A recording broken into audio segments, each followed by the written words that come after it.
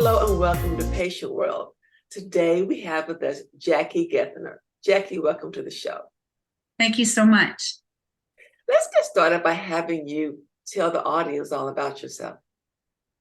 So I am just turned 73 years old. I have been a massage therapist for 35 years. I have used those skills in various environments, not to do the usual massage kinds of information, but to especially to empower people to take better care of their bodies, because as we get older, and I'm sure a lot of people in your audience are probably starting to experience, the body starts to change as we get older. And it takes people by surprise. I'm not quite sure why that happens, but it does.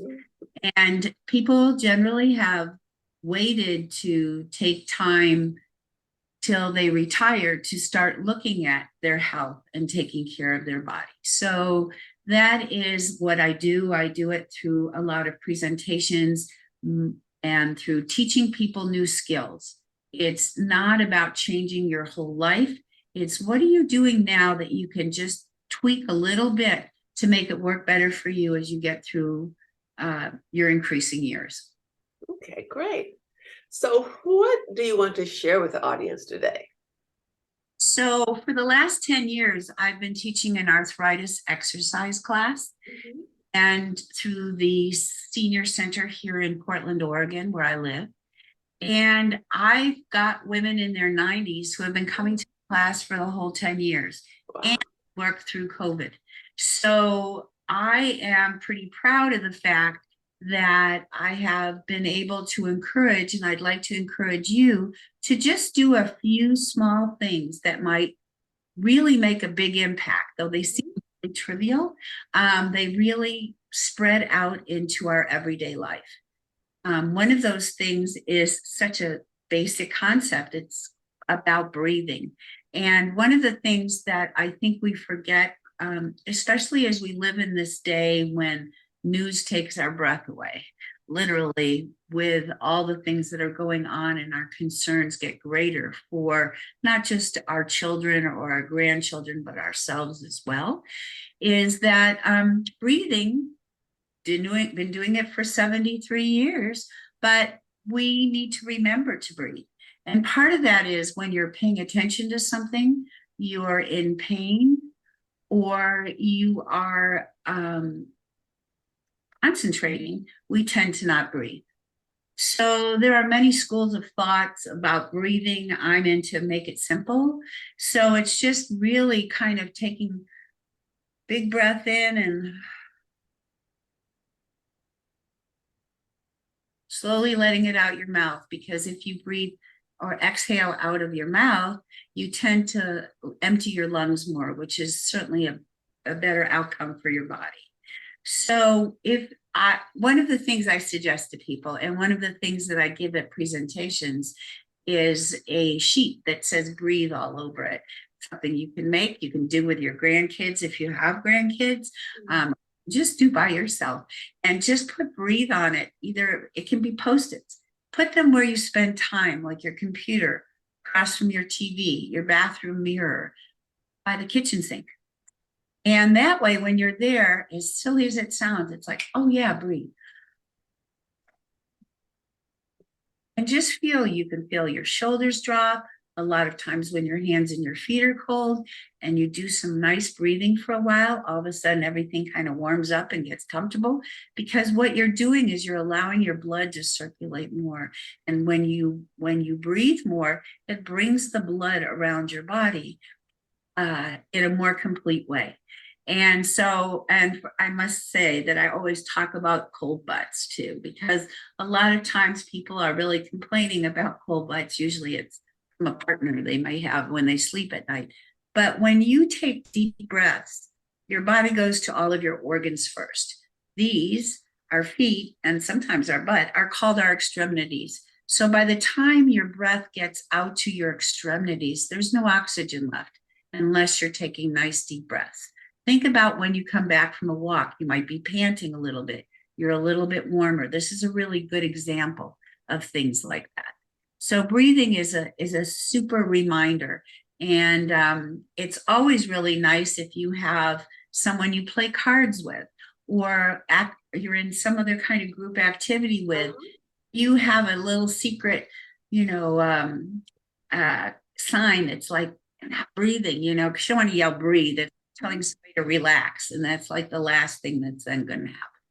But if you start getting into this pattern, and generally any pattern will change in 3 weeks other than an addictive pattern, you'll find that you can sleep better. Again, when you're going to sleep at night, a lot of people go to sleep, oh gosh, I can't, if you were to just do some really slow, gentle breathing and move your hands down your chest to your stomach so that you're taking a deeper breath, so you're raising your hand off your chest or your stomach, it makes it a lot more easy for you to then maybe be able to fall asleep.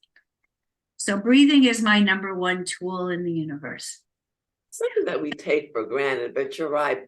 Deep breathing has a lot of therapeutic implications. I mean, even for your blood pressure, stress, it does a lot for you. So that's a point well taken. And we're also in the season where a lot of people have allergies. So it is harder for them to breathe. So I feel this is even more important to pay attention to. And whereas you might not be able to breathe in your nose and out your mouth, you certainly can take that kind of breath, and people go, are you okay? They just, come on, breathe with me. And then it changes, and it becomes just kind of this fun thing. One of the other things that I've noticed that's really important is that toilet seats have gotten a lot lower everywhere you go. And it's a lot harder for some of us to get up off the toilet. And that's a problem, especially when you're in a public place. And in your home, you can put a throne on your chair. You can put handles on your walls that will help you get up.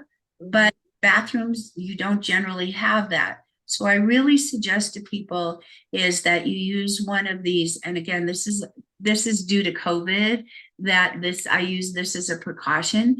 They still make those lovely seat covers that are in that box behind you. You just take one of those, put it over that box that used to be held for sanitary napkins, and then use that to help push yourself up when you get out of a chair. That'll make a big difference. I have encountered 2 people in my experiences, because I travel, in bathrooms who've kind of really gotten stuck in the bathroom and have needed help being able to just get up off the toilet. I know this is a really basic kind of activity, but it's really important that people feel safe wherever they are. So one of the things that I encourage people to do to practice this is to, when you're at home, if you have a chair with arms on it, is to just push yourself up and sit down and push yourself up. This is a great commercial exercise. Instead of going to the kitchen, is to stand up and sit down. Even if you just do it 3 or 4 times, you don't have to do it the whole length of the commercial. That works really well. A lot of people seem to go to water exercise these days. One of the tools that I encourage people to have around their house is one of these noodles. And the reason that I do that is because it gives you a focus for some of the other kinds of activities you can do to increase your range of motion and to give you a little exercise. But this is more for your neck. So I have people in my class put a noodle behind their neck and just lean back because it's kind of soft. So you lean back and breathe.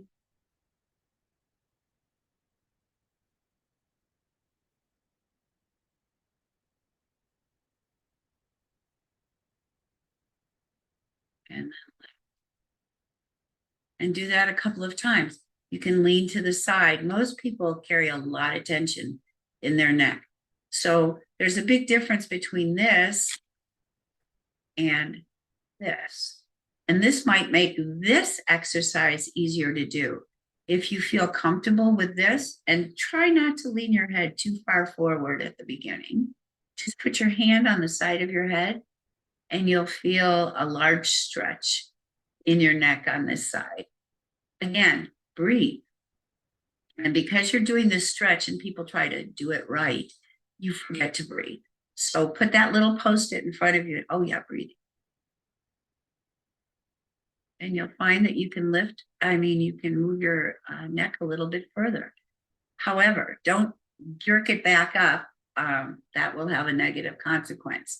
So when you're over like this, slowly bring it up to an upright position. Nothing has to be done in a hurry. We're not 24 anymore. We can go over and make sure you do both sides. And you'll be surprised that one side is going to feel different than the other. But that's because we use our bodies differently depending on whether we're left or right-handed. Other kind of factors are involved. And you come up. Give that a try. See how that works. One of the other things is you don't have to go and buy a bunch of exercise equipment. I know that's very fashionable these days. If you've ever been to physical therapy, you probably already have exercise bands. But one of the better things, if you don't have weights at home, is to use a can of soup. And I know a lot of people suggest that. But you can do so much with weights in your arms while you watch TV. I've noticed on the internet, especially on Facebook lately, they've had a lot of these yoga exercise for seniors. They're wonderful. You don't necessarily have to sign up and pay for those. You can just be practical. Don't worry about you're not doing all the ones that are on that. Just do what feels right to you. You're really a creative being. You just need to learn how to be able to be creative for yourself. And you might find out all kinds of information about yourself, like it's easier to do this on this side than it is to do this on this side, and how different that feels when you go up like this. The other area that I really like to emphasize is your ankles. Your ankles are the most important joint in your body as far as I'm concerned, because if they don't stay flexible is when we see people start to fall. And falling is one of the biggest obstacles in getting older for folks. And so, you know how when you pump your brakes so that you can stop your car carefully? Well, even just sitting in your chair at home, again, while you're watching TV, a movie, whatever you do while you're reading, just move your ankles up and down, just lift them up and down, up and down. That increases the fluid in your ankles, which make it easier for you to walk. When you stand up, you can do the same thing by at your kitchen sink, putting your hands on your kitchen sink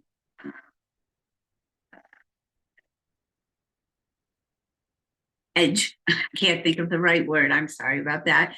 And just lifting up on your toes and then coming back down, rolling back on your heels so that you're stabilized by holding onto your sink. It's just the edge of the sink, really. And then pushing back up and back. Again, making use of that breathing part is really important. How's that sound? All of this is very important information. You hit a point that I've dealt with so very many times, is the falls and the implications of falling as we grow older. And, the hip fractures, putting people in nursing homes and just impacting the rest of their lives. And so anything that can be done to minimize a person's risk of falling, that is enormous. I am at this point in life, I'm in my 60s and I'm very cognizant of each step on the stairs and every place else, because I've just seen so very many people who have fallen. I've taken care of them in the hospital and discharged them to their next level of care, whether it is rehab or home. And I've just seen the nightmares.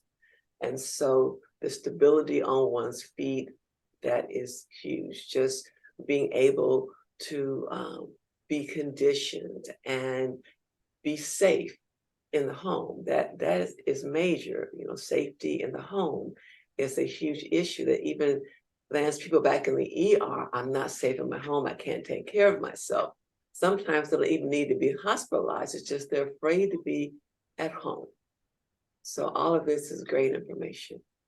I also feel like that I think this is more of our parents' generation. I think we've changed as we've gotten older, but a lot of people have a lot of small rugs at home, and they speak about that being such a barrier or an impetus for the possibility of someone falling. So when you have an OT assessment after you've had a fall, they come to your house and they'll say, oh, get rid of this little rug, get rid of this little rug, and get rid of some of these piles that you have around, because we all have these projects we're going to get to, right? And we don't get to them. But they're just extra possibilities for us to have a problem. The other thing is, I certainly am not going to be willing to necessarily, unless I really have to, wear one of those lanyards that have the button of I can't get up. I totally get that. I so get that. And I talk with women about this a lot.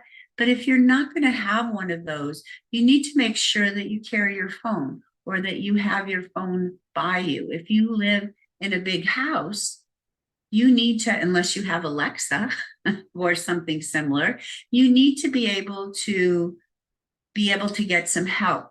As you're speaking about, one of the things that I've seen is people who have been on their floor for 2 days because they don't have anything close to them. They don't know how to navigate to be able to change, to be able to get to something, to get some help. And that is when we start seeing people have that downward journey that happens after those kinds of falls. So anything you can do to simplify your environment is going to help with that. Absolutely. Very practical tips. Mm-hmm. Is there anything else you'd like to share with the audience today? I would just like to share with your audience the fact that yes, we're all getting older. Yes, it feels like our lives have become a lot more complicated for so many different reasons, and COVID being one of them. Please don't let that keep you from coming back to your life. One of the trainings that I offer now is how to get people back off of their screens and into interaction with each other, because we need that more than anything else. Our skins are the largest organ of our body, and we need to be touched. And I'm not talking about sexual touch. I'm not talking about any kind of touch in particular. We just need to have that contact with each other. And because of COVID, we've become much more hesitant, even with people we really care about. So my whole thing is about, I always ask permission. Would it be okay if I gave you a little sideways hug? I know you're still pretty worried about COVID. So can we do this? Or can we, fist bump? Or, what can we do that works for you that will allow you to feel touched? I think that's super important for all of us. Agreed. Well, thank you so very much for coming on the show and sharing this quite important information with the audience. How do you want people to reach you? Well, the main thing is to just Google my name, and it's spelled JACKIGETHNR, which you will see on the screen when we're done. And even if you put an E after my name, which most people do, it'll still come up spelled the right way. But I do have a website. I do have a nonprofit for older women. It has a Facebook page. It's called Women of a Certain Age. Jacki Gethner, founder, because there's a lot of women of a certain age groups all over the country, of just women that want to stay connected to each other. And please don't stop your learning. Keep learning about your body. It's more important than ever. Prevention is really important. And what I feel is that we get scared. We get scared as we get older because we don't discuss end of life issues.